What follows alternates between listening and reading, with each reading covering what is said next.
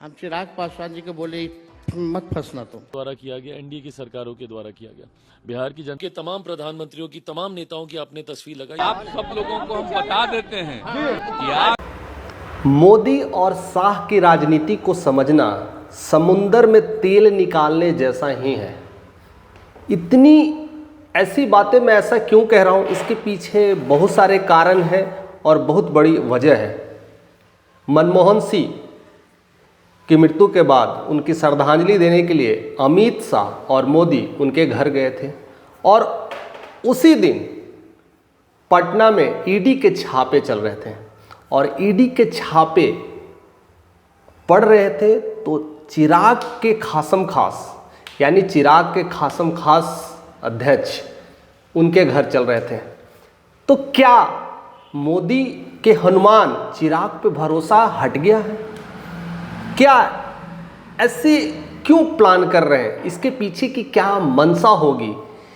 क्या यह ईडी का छापा कोई और सिग्नल देना चाहते हैं या फिर अमित शाह को चिराग पासवान रास नहीं आ रहे हैं?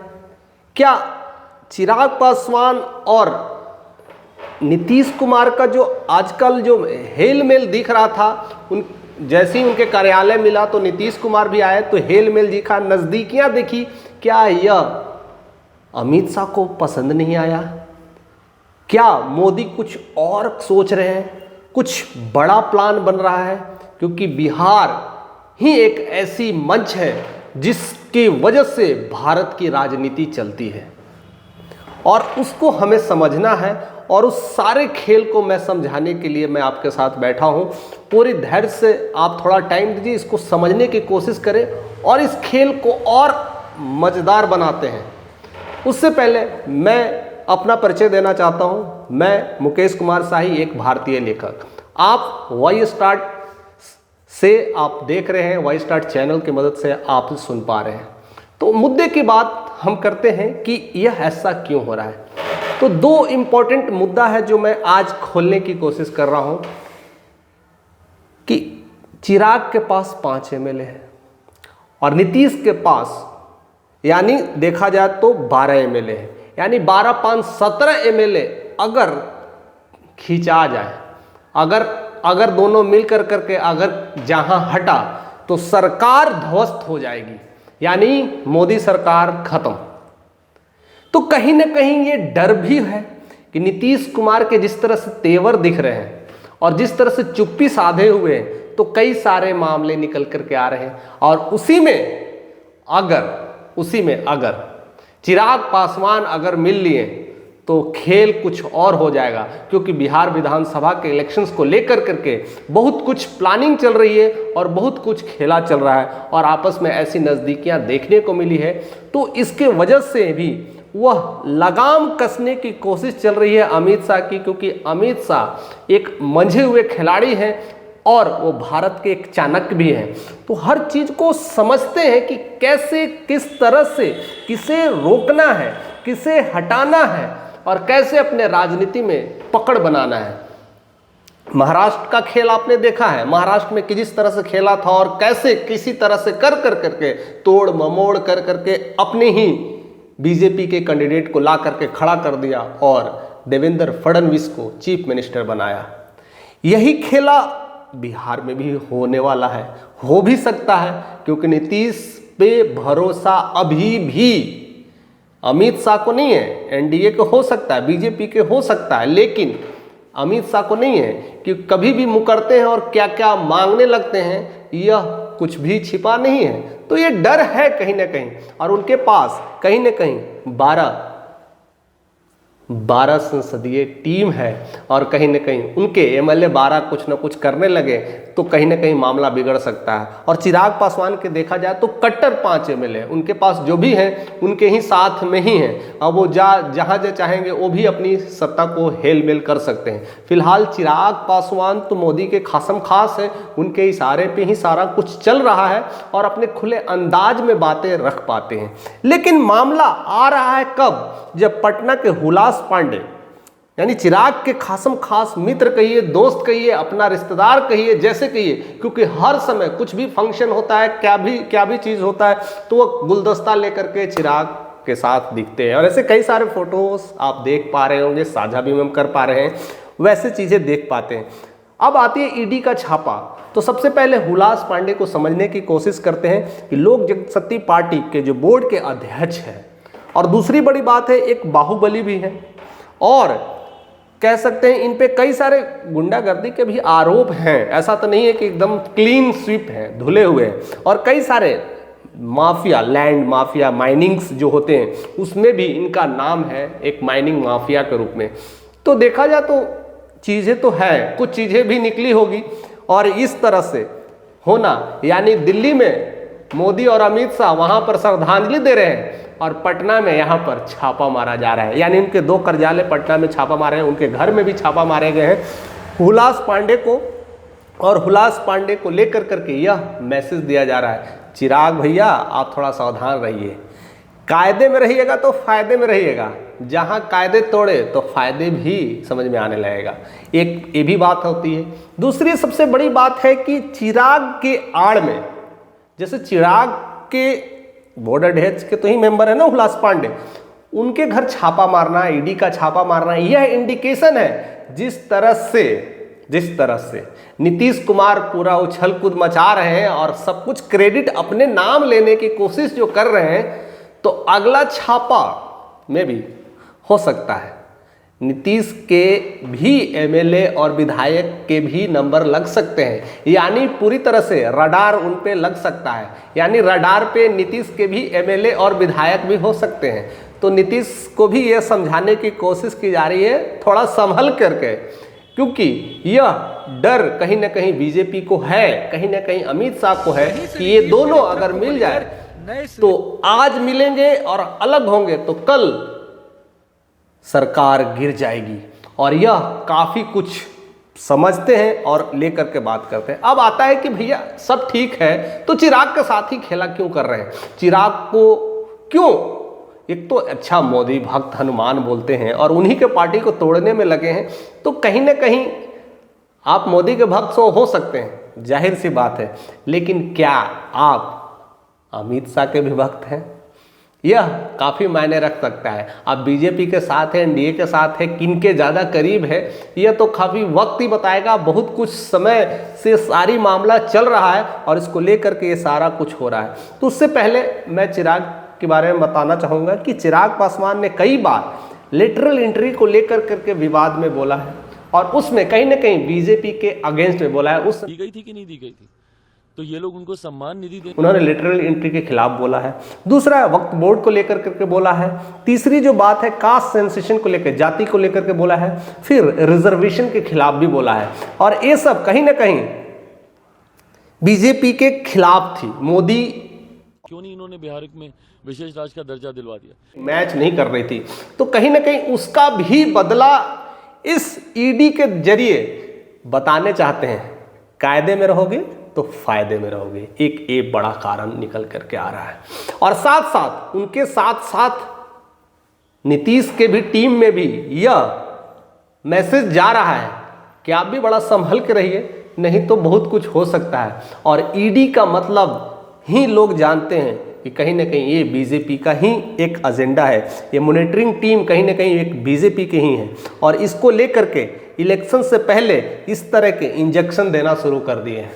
यानी अब इलेक्शंस का तो समय आ गया है, अब कहीं ना कहीं अब नीतीश जी पलट जाएंगे। अभी हाल ही में खबर आ रही है, मैं उस पर वीडियोस भी बनाया हूं, आप देख भी लीजिएगा, लिंक में मिलेंगे, कि कभी वो तेजस्वी से मिलते हैं, कभी आरजेडी का ऑफर आ जाता है, और कभी केजरीवाल उनको चिट्ठी लिख देते हैं। ऐसे बड़ी सारी चीज़ें हो रही हैं।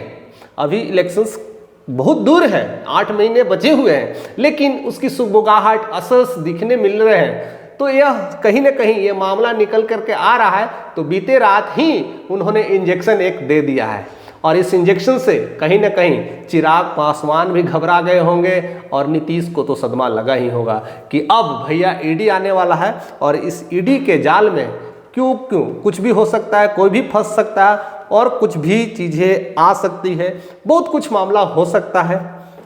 नीतीश के खासम खास कहते ना, आप शोले मूवी देखे होंगे ना, तो शोले में एक अमिताभ और धर्मेंद्र होते थे, जय वीरू की भूमिका में निभाते थे और काफ़ी कुछ महत्वपूर्ण भूमिका रहता था जय वीरू का। उसी तरह से नीतीश के भी जय और वीरू थे संजय झा और ललन सिंह, वो भी बहुत अच्छे थे। लेकिन देखिए उनके लिए काम करते थे, अब वह अमित शाह के इशारे पे चलते हैं, यानी अमित शाह के लिए बैटिंग करते हैं। जो कुछ भी बोलते हैं कहीं ना कहीं एनडीए के सपोर्ट में रहता है और उन्हीं के लिए होता है। यानी पूरी तरह से डायनेमिक्स को बदल दिए। जिस तरह से महाराष्ट्र में वो डायनेमिक्स दिखता था, शिवसेना का साथ दिखता था, एनसीपी के साथ दिखता था, कहीं ना कहीं वह चीज़ें अब बिहार में भी बड़ा खेल हो रहा है, उलटफेर हो रहा है। कहीं ना कहीं शाह को ये बातें क्लियर हो गई है कि बिहार में अगर कोई चीफ मिनिस्टर बने तो सिर्फ बीजेपी का बने, और उसका कहीं ना कहीं एक बिहार पार्ट 2 कह सकते हैं, या बिहार का नया एक एजेंडा जो सेट होने वाला है, एक बिहार का कह सकते हैं नया मॉडल जो तैयार होगा, वो नहीं कहीं ना कहीं चिराग का नया मॉडल तैयार किया जा रहा है। चिराग को लेके ही सबसे बड़ी बारी खेलने की ज़रूरत है, क्योंकि चिराग अभी एकदम नीट एंड क्लीन और फ्रेश है, उनमें कोई किसी तरह का कोई प्रयोग नहीं हुआ है और एक एम्बेसडर के रूप में रहते हैं। जिस तरह से काम दिया जाता है उस तरह से वो काम भी करते हैं, तो एक अच्छा मौका है। और कहीं ना कहीं ईडी के मदद से भी इंजेक्शंस भी लगा चुके हैं, तो ज़्यादा कुछ भी वो भी नहीं कर पाएंगे। यानी एक अच्छा प्रस्ताव है और कहीं ना कहीं ऐसा होगा तो एक अच्छा सा बीजेपी का एक संगठन होगा, एक मजबूत होगा और मजबूती से आगे बढ़ेंगे। ऐसे लेकर करके उन्होंने एक और खेला है बिहार में गवर्नर को बदलने का। कई सारे जो चुप्पी साधे हुए थे, नीतीश कुमार बोल नहीं रहे थे और बहुत कुछ उलटफेर चल रहा था और पोस्टर बयान हुआ था, तो उस समय आरिफ मोहम्मद खान को बिहार का गवर्नर बना दिया। रातों रात सब कुछ हुआ और चेंज हो गए अगले दिन आरिफ मोहम्मद खान। अब देखिए कि आरिफ मोहम्मद खान मोदी और शाह के एक विश्वासी है। अगर कोई कह सकते हैं मुस्लिम कैंडिडेट में अगर कोई किसी पर विश्वास करते हैं अमित शाह और मोदी, तो वो है आरिफ मोहम्मद खान। और आरिफ मोहम्मद खान अगर कह सकते हैं तो बीजेपी और अमित शाह के आंख और कान दोनों हैं। यानी बिहार के गवर्नर होने के नाते वो बिहार के हर हलचल को खबर रखेंगे और डायरेक्टली रिपोर्ट करेंगे शाह जी को। तो अमित शाह को इस तरह से सारी रिपोर्टिंग होगी, इस तरह से मॉनिटरिंग होगी और इस तरह से लगाम जो कसे जा रहे हैं, कई सारे मामले आ रहे हैं और कई सारे माहौल क्रिएट हो रहे हैं। अब इसको लेकर करके एनडीए एक बड़ी पृष्ठभूमि तैयार कर रही है, यानी बिहार का एक नया मॉडल तैयार करने में लगी है। हालांकि इसमें अगर देखा जाए तो बिहार की तरक्की तो छिपी है, बिहार की तरक्की होगी, लेकिन उस तरक्की में जो प्रॉब्लम्स आ रहा है ना पार्टी को लेकर के हो रहे हैं कि आपस में पार्टियां कैसे लड़ेगी, किस तरह से होगी। और जब ये चेंजेस बार बार में जो हो रहे हैं, बार बार जो देखने को मिलते हैं, कभी आता है कि नीतीश आरजेडी में मिल गए, आरजेडी बुला रहे हैं, कभी एक दूसरे के साथ चुगलबंदी दिखता है, कभी सब चुप वाले बातें दिखते हैं। ऐसे कई सारे कहीं ना कहीं एक्स के माध्यम से, ट्विटर के माध्यम से सारी चीज़ें देखने को मिलते हैं। कई ऐसे बयान्स देखने को मिलते हैं जिसको लेकर करके अभी एक फैशन हो गया है आम्बेडकर कुछ वहीं से सारा कुछ हिलाने की कोशिश करता है और सारा कुछ देख भी रहा है कि क्या क्या होने वाला है। भलाई वो दिल्ली की चेयर पे बैठे हैं, चाहे वो कह सकते हैं कि गुजरात की लॉबी में बैठते हैं, लेकिन उनकी नज़र बिहार की भूमि पर पूरी तरह से है। और बिहार में जिस तरह से खेल हो रहे हैं और बिहार में जिस तरह से पॉलिटिकल पावर चलते हैं, कहीं ना कहीं यह सेंटर को हिलाने की ताकत रखता है। तो ऐसे बहुत सारे जो डीप एंड डाइव अभी जो पॉलिटिक्स चल रही है उसमें चिराग तो भी स्वतंत्र हैं, चिराग अपना पारी खेलने के लिए ठीक है, लेकिन जो इस तरह से हुलास पांडे पे जो छापेमारी हुई है उसको लेकर के कहीं ना कहीं एक मन में बेचैनी सी होगी।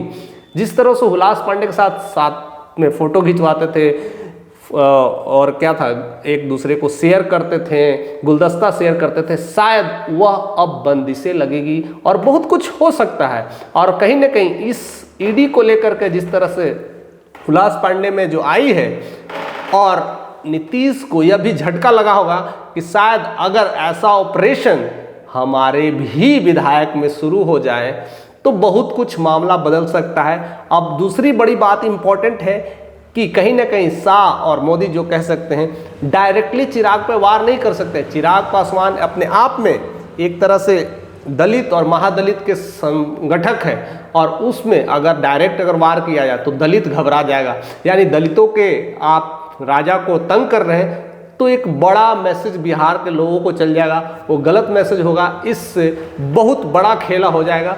तो यह वार इनडायरेक्टली चल रहा है, और ऐसे वार कहीं ना कहीं राजनीति में चलते रहता है, इसको साफ करना होता है। और उसमें कई सारे जो लोग होते हैं जो इस बात को समझ नहीं पाते हैं कि बिहार में खेला क्या चल रहा है, और इस खेले में ऐसा नहीं है कि एक यही है, ऐसे बहुत सारे खेला चल रहे हैं जो हम इस मंच पर, इस चैनल के माध्यम से, जो आप देख रहे हैं वाई स्टार चैनल के माध्यम से, हर तरह के डीप एंड डाइव लगाने की कोशिश करेंगे। और जिस तरह से आपके कमेंट आते हैं, प्रारूप आते हैं, उसको भी हम वेलकम्स करते हैं और कोशिश कर रहेंगे कि ऐसे ही वीडियोस आपको डीप एंड डाइव देते रहेंगे, जिससे आपकी राजनीतिक पकड़ हो, समझ हो, और ये बात तो क्लियर है कि बिहार में क्या खेला हो रहा है। अगर चैनल पे नए हैं तो एक सब्सक्राइब ज़रूर करें और लोगों को शेयर करना ना भूलें।